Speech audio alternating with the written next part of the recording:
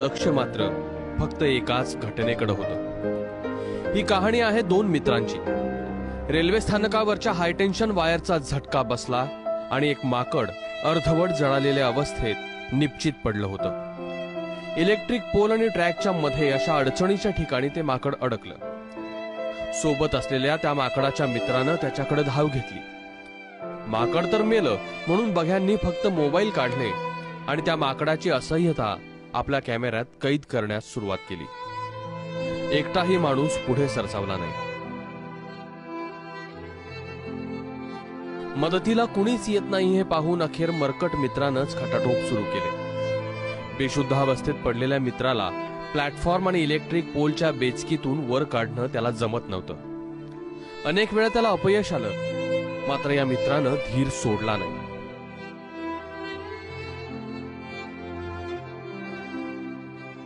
संकटात असलेल्या मित्राला तिथंच सोडून जाणं त्याला पटलंच नाही। त्यानं आटोकाट प्रयत्न केला।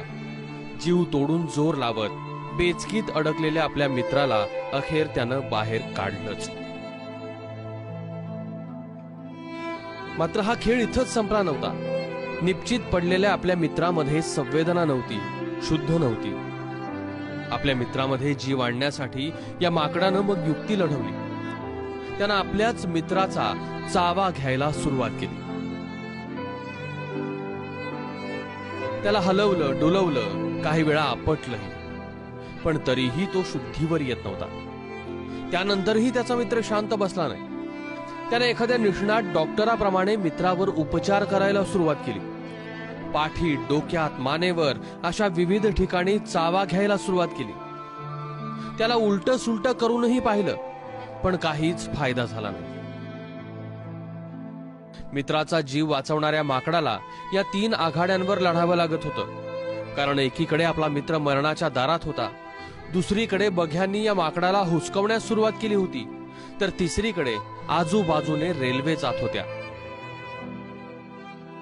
अखेर रेल्वे प्लॅटफॉर्म खालच्या गटारीतलं पाणी या माकडाला दिसलं आणि शेवटचा उपाय म्हणून त्यानं आपल्या मित्राला थेट गटारीत टाकलं। 2-3 वेळा पाण्यात बुचकळूनही काढलं आणि काही क्षणात मान टाकलेल्या या मित्राच्या जीवात जीव आला।